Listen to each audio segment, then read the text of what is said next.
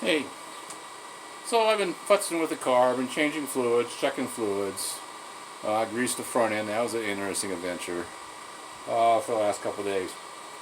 And it's over 100 degrees now. We're in July, the hot season in the Columbia Basin. It's been up to over 100 degrees in the afternoon. I want to show you something. Can we see this? Yeah. This fuel bowl 2 weeks ago was half full.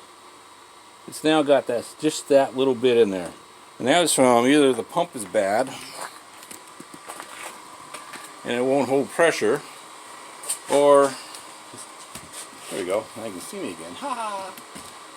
Or it's just too damn hot. It's 100 degrees like I said, it's mid of July. So the adventure of greasing the front end is that it looked like somebody took a hammer and whacked on the Zerk fittings that hold the bowl joints in, and the tie rod ends, and the pitman and idler arm. So somebody had fun with the hammer, bent things up. So I had to go out and replace a bunch of Zerk fittings, which was interesting. It was fun.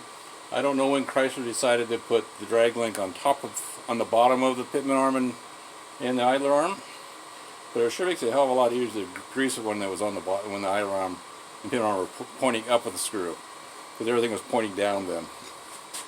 So that's been interesting. If this had a V8 in there, I wouldn't have been able to grease the pitman arm and the idler arm. There would be things in the way. As it was very difficult with the slant 6 in it. So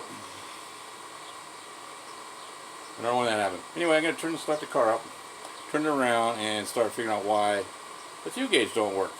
It works in the dash when I test it on the bench, but it doesn't work when it's in the car hooked up to anything. It looks like the voltage regulator that I got, I think it's an AR engineering voltage regulator, has once again worked loose. It is heavier than the factory one, so it works loose. I got some double edge tape. I'll probably have to pull the panel out, the instrument panel out again, and put some double tape on it to hold it in place. I also think the voltage needs to go up a little bit. I don't know what it's rated at, but I don't think it's 6 volts, because when the car is hot, it's reading the temperature gauge, which does work when the voltage regulator is in, is down toward the low end of the spectrum on the gauge, and it should be roughly in the middle. So I'll have to figure. I got the directions when I bought it. It'll tell me how to adjust the voltage on it, and I'll probably have to do that, but we're going to get this thing up and turn it around. So let's go get it started. We'll just let you sit in here in the shade where it's nice and cool.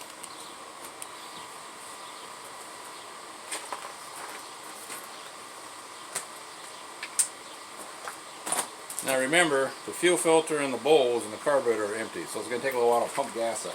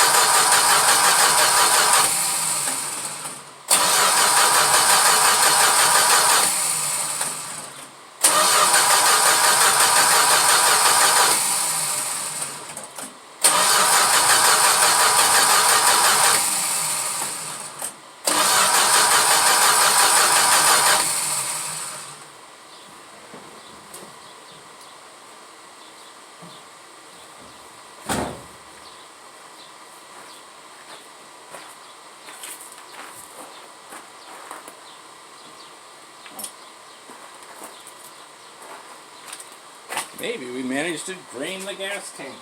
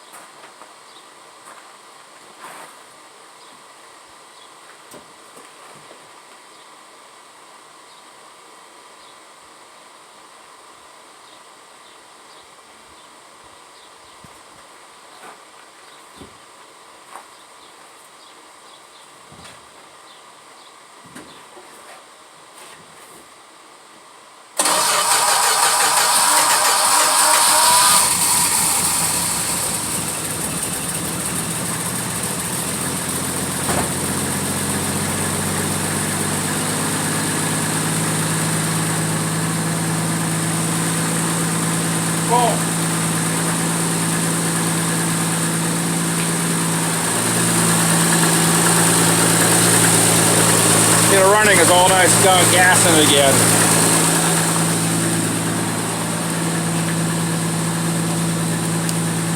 Okay.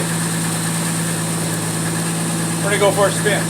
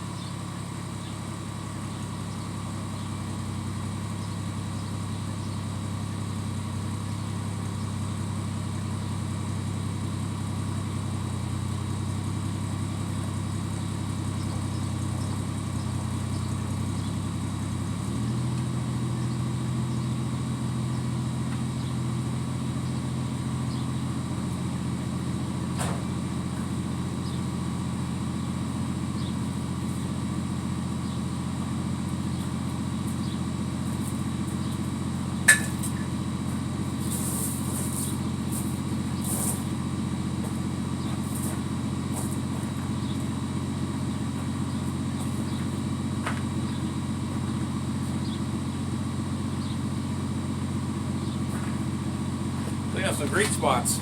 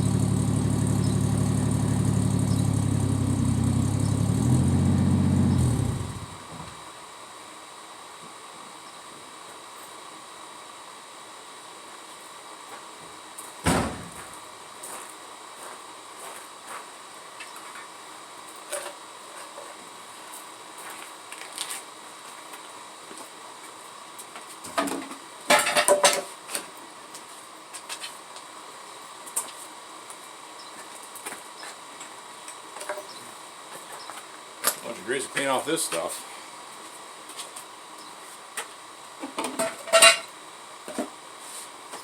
What are you supposed to do with grease when you don't know, when you get on your fingers? I can move over a little bit.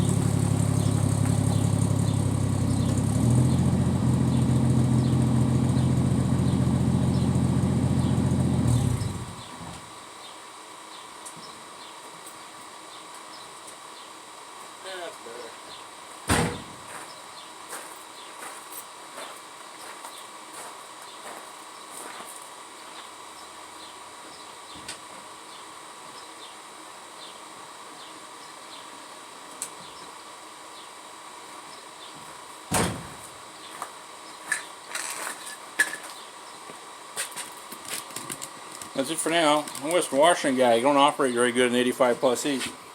And it's getting there. Talk to you guys later.